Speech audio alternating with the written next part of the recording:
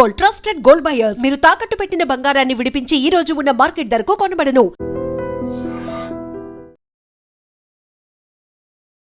దేశవ్యాప్తంగా ఖాళీ అవుతున్నటువంటి రాజ్యసభ ఎన్నికలకు సంబంధించిన నోటిఫికేషన్ విడుదలైంది. సో 10 రాష్ట్రాల్లో 37 మందికి సంబంధించిన రాజ్యసభకి సంబంధించిన ఎవరైతే మెంబర్స్ ఉంటారో వాళ్ళ పదవీ కాలం ముగుస్తుంది కాబట్టి ఆ 37 స్థానాల్లో కొత్త వాళ్ళని నియమించాల్సి ఉంటుంది. దానికి సంబంధించిన నోటిఫికేషన్ ఈ రోజు అయితే విడుదలైంది.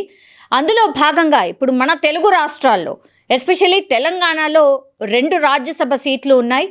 అందులో ఒకటేమో బీఆర్ఎస్కి సంబంధించిన రాజ్యసభ సభ్యులు కేఆర్ సురేష్ రెడ్డి బీఆర్ఎస్ తరఫున అండ్ అభిషేక్ మను సింఘ్వి కాంగ్రెస్ తరఫున, వీళ్ళిద్దరు కూడా మన రాష్ట్రానికి సంబంధించిన రాజ్యసభ సభ్యులుగా కొనసాగుతున్నారు. సో వీళ్ళిద్దరి పదవీ కాలం ముగిసింది కాబట్టి ఇప్పుడు రెన్యువల్ ఎవరికి ఉండబోతోంది? ఎందుకంటే ఆ లిస్ట్లో చాలా పెద్ద ఎత్తున ఒక పెద్ద లిస్టే ఉంది. యాక్చువల్లీ బీఆర్ఎస్ తరఫు నుంచి అట్లాగే కాంగ్రెస్ తరఫు నుంచి ఒక పెద్ద లిస్టే ఉంది అండ్ ఆశావాహులు పెద్ద సంఖ్యలో ఉన్నారు. ఇప్పుడు కొత్తగా వచ్చినటువంటి పేరు ఏంటంటే, ఇప్పుడు అభిషేక్ మను సింఘ్వి సీనియర్ మోస్ట్ రాజకీయ నాయకులు కాబట్టి ఆయనని ఎట్లాగూ రెన్యువల్ చేస్తారు కాబట్టి ఒక సీట్ ఆల్రెడీ అభిషేక్ మను సింఘ్వితోని రిజర్వ్ అయిపోయింది. ఇప్పుడు నెక్స్ట్ ఇంకో సీట్ ఏదైతే ఉందో బీఆర్ఎస్కి సంబంధించిన సీట్ కేఆర్ సురేష్ రెడ్డి ఆయనది పదవీ కాలం ముగుస్తుంది కాబట్టి ఈ రాజ్యసభ సీట్ను ఎవరితో భర్తీ చేయబోతున్నారు అనేది అతిపెద్ద చర్చ. అందులో భాగంగానే ఇప్పుడు కొత్తగా చాలామంది ఆశావాళ్ళు ఉన్నప్పటికీ కూడా కేశవరావు ఉన్నారు, అట్లాగే చాలామంది ఉన్నారు.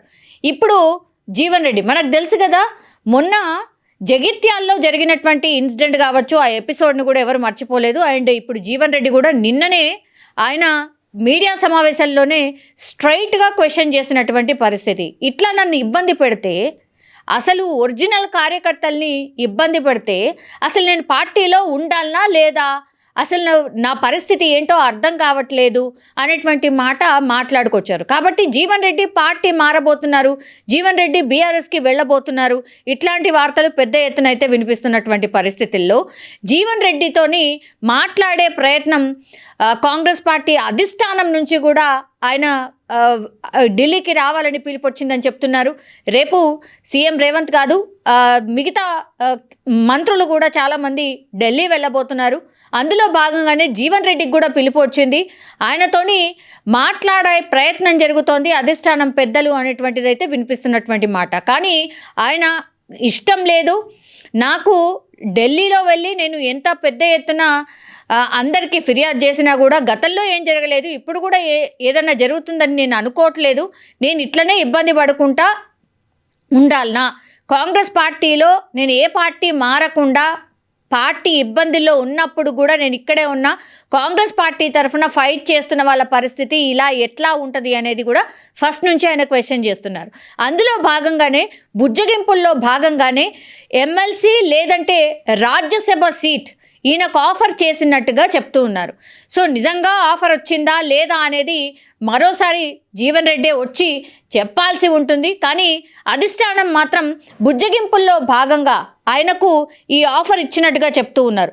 సీనియర్ మోస్ట్ కాంగ్రెస్ నాయకులు కాబట్టి ఆయన మరి రాజ్యసభ సీట్ను తీసుకుంటారా లేదా అనేది అతిపెద్ద చర్చ. ఇప్పుడు తెలంగాణలో 2 స్థానాలకు ఎన్నికలు జరుగుతున్నాయి. ఒకటి తర్వాత వీరిద్దరి పదవీ కాలం ముగిసిపోయింది. సో తెలంగాణ కోటాలోని ఈ 2 స్థానాలకు కూడా మార్చి 16వ తేదీన ఎన్నికలు జరగబోతున్నాయి.